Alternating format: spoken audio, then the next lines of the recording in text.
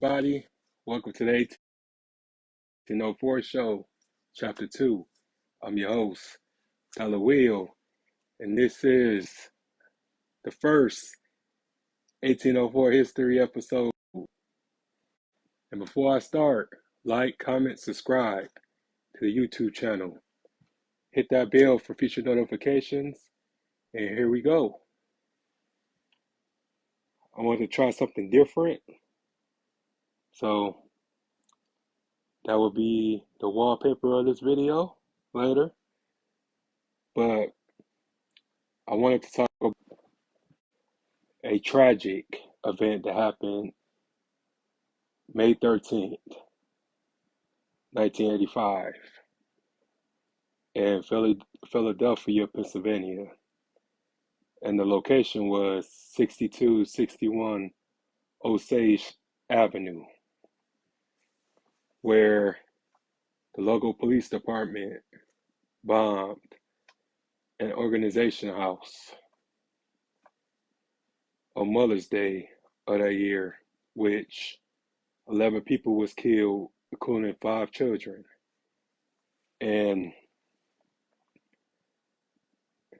it just sickening, just knowing that, how they treat us and how they do us, and to give us reparations, they refuse to give us compensation for murdering us as a people.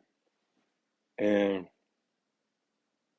it's just unfortunate because these was kids who didn't deserve that, who was just living their lives, who was just outside playing, and were reduced to being murdered by law. Okay, I'm back. They messing up my life because I'm speaking that real shit.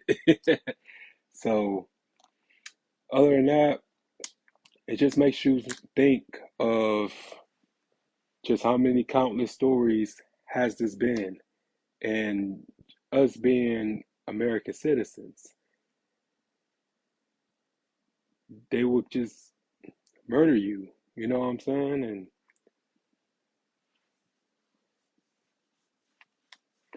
it's just the racism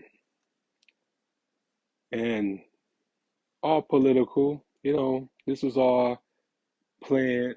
This was all orchestrated. And when I tell y'all, at the time, it was a black mayor that ordered this bomb. It was $1 million bomb. And the mayor, a black mayor by the name of Wilson Good, Democratic Party, gave the okay for the police department to drop a bomb, a C4 bomb, in a residential neighborhood. And just think, like, here in Saginaw, the west side, or the township, and just imagine like a bomb being dropped on State Street or something. And not only people are killed or burnt or shot, but your home and a lot of homes are destroyed and people are homeless. It was 250 people that was homeless from this situation who had nothing to do with this. And it's just unfortunate because nobody was ever tried or convicted for this terrorist act. And regardless of what people think or what people say, it was murder. It was genocide. It was devastation. And it just really makes you think, how much is my life valued, or how much is my life worth if the murderers of me isn't ever tried or convicted? They get to go home. They get to go back to their families and go back to their block and just live happily ever after.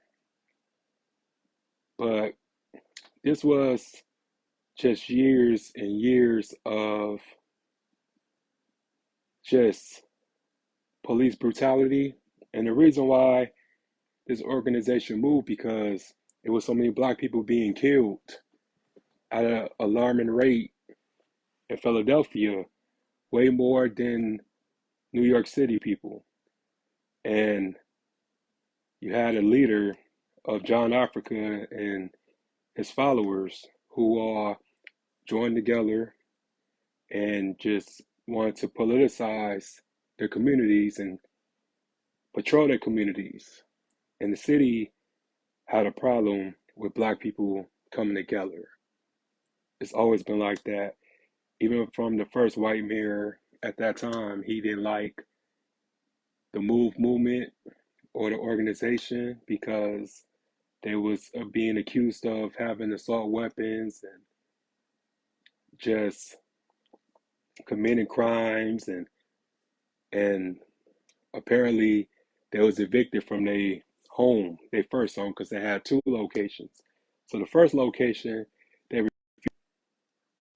they refused to leave, and it was a shootout, which an officer was killed, shot in the head. So Move got blamed for that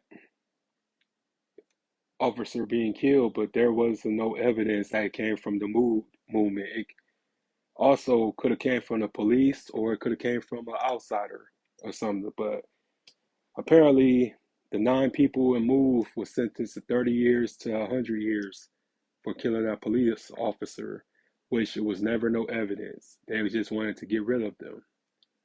So the remaining members of the Move movement took refuge in a different location and went to the west side, went to Osage Street. So they was posted, and like I said, I just look at this from many sides, because it was the neighbors who lived next to them said that they was causing ruckus and just being rude, and having this huge loudspeaker, was cussing, causing disturbance, and kids was naked and all types of stuff. But I can get it. They were living off the land, so I can understand the frustration, because you in pretty much 1985, you in metropolitan area, but these people live in like it's a third world country. So I can understand the frustration and the annoyance of the neighbors and stuff. But they was well loved by the communities and stuff like that. They all got along. It was just the profanity and this large extremities that was just a problem. So they made, you know, good friends and stuff like that. But it was just when Mayor Good got in it, he was given a choice, because he was trying to impress his white counterparts by doing what was necessary. Because we all know about the racism in the South, but we don't talk about the racism that was in the North. So the racism up here was really different, because even though you had like Bloody Sunday and you had the Ku Klux Klan and stuff like that, but the police departments up north was doing all the lynchings and killings, and nothing was ever happening to them. Like, it was justifiable to kill a black person, and everybody don't know that. This was Black Lives Matter before Black Lives Matter became a slogan or like a trending topic. But the police officers and the police departments were killing unarmed black men, women, and children. So they don't talk about that, but I'm gonna talk about that, because it's just time that we keep it real here. Um, you just have so many people who just justify just the death of us, but they don't have to walk in our shoes. They will never understand just the many disappointments that our people have experienced or exhibited. And they wonder why we have a chip on our shoulders, and they wonder why we angry, and also wonder why we kill each other because we scared. We scared to be killed by them, so we go after each other. And it's just one of those things that's hard because it was only two people that survived that fire, that bombing. And I just try to get more information,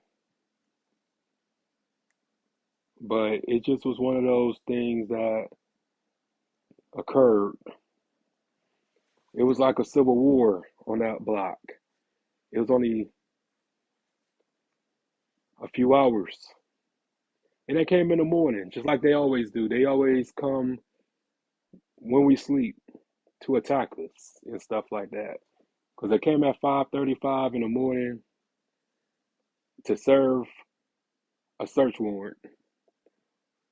And they refused to get out the house. They refused to leave, so a war ensued. But they ain't find no weapons in the household. And our block was shot with over 10,000 rounds.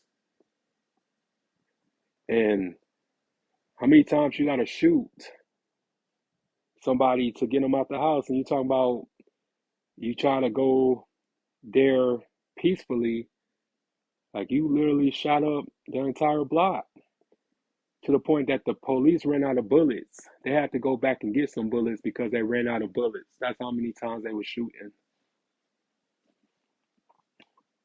But like I said, just people, like to try to rewrite history or trying to change stuff up to make themselves look good, but they know exactly what it was. And it wasn't even all white police officers there. It was black people there too. So you black cops who were there didn't do anything or didn't walk away should be ashamed of yourselves too. And I hope you burn in hell. I hope you rot in hell too because shit, you a op, you an enemy. But it just be so much going on and so much to the point that when we try to retaliate, when we try to um say our piece, we in the wrong. And they always want to say like police officers don't do their jobs or they um have a dangerous job and we can't even rely on our own law enforcement because they're not gonna take us alive. It's always a gun or like a shootout. You know what I'm saying? But we would be the criminals when we apply self defense. And I'm not saying and telling everybody to go and shoot police officers, but I'm saying that every time when they come in to attack us and every time they come and shoot us, if we defend ourselves, we will be the criminals. We always consider we always consider the bad guys, and that's wrong. That's hypocritical. You know what I'm saying? And then you have a black mayor who gave them permission.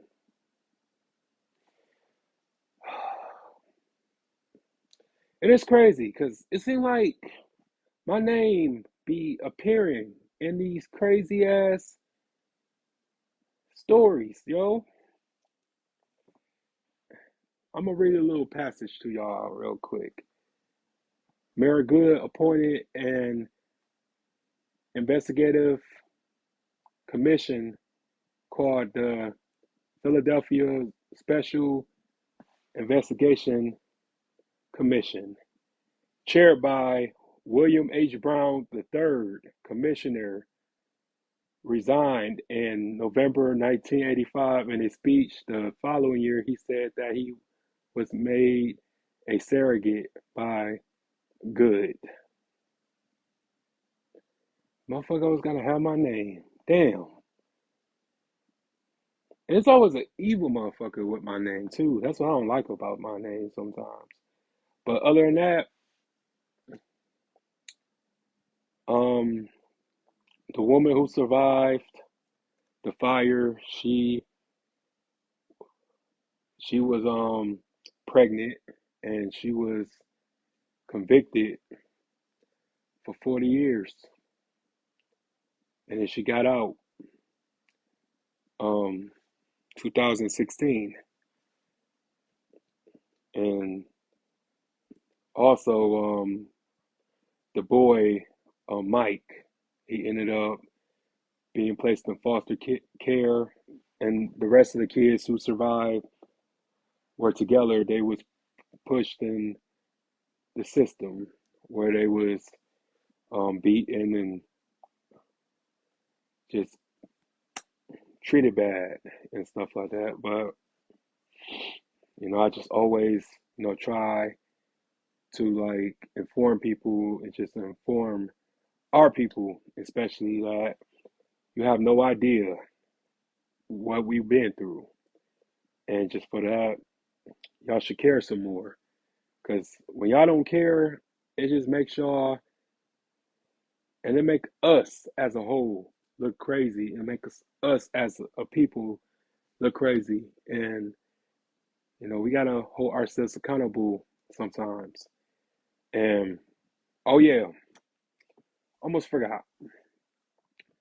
Since the bombings, the bones of two children, 14-year-old Tree and 13-year-old Delisha, or were kept at the University of Pennsylvania Museum of Archaeology and Anthropology. In 2021, Billy Penn revealed according to the museum, the remains have been transferred to researchers at Princeton University through the university was unaware of the exact whereabouts. The remains have been used by Janet Monteith, and an adjunct professor in anthropology at the University of Pennsylvania, and a visitor professor in the same subject at Princeton University. In videos for an online forensic course named Real Bones Adventure in Forensic Anthropology as case studies. So these people had went into the house and took their bones and took them back to the school and just examined. If that ain't sick, I don't know what is. So you would take two bones, well, not just two bones, but two bodies of people who have died in a house fire, and take them back to a school to examine. But y'all call Jeffrey Dahmer crazy. And y'all like to change the narrative of things, but y'all do the exact same shit. It's not a problem when Jeffrey do it. So I don't know. Like I said, it's just really hypocritical at times that we pick and choose what to be outraged about. Y'all should have just buried these people, but you took their bones and held them for over 30 years to teach in a course of white kids. I don't know. It just, I don't know. It's just some white people got a fixation of us. Like, even when they was lynching us, they was cutting off our ears, they was cutting off our legs, they was cutting off our scrotums and stuff like that, keep them as civil souvenirs and shit like that. People crazy.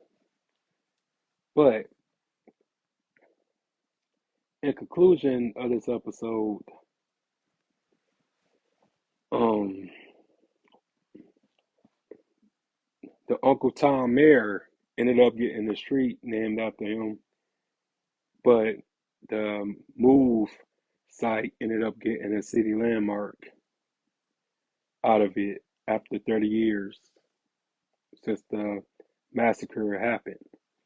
And when I say massacre, it was a massacre because not only that the mood organization was affected, but the people who had nothing to do with it was affected because they was homeless. And it just was a terrible thing. And our skin folk ain't kinfolk. But yeah, that includes this episode. If you liked what I talked about, I have a whole lot of stories. I have a huge playlist for anybody who want to continue to watch my videos. But yeah, I'm about to be out. Um, you know what I'm saying? Hit the like button, subscribe to the channel. If you want to make a small donation, you're welcome to do so. $, the 1804. So that's my Cash App.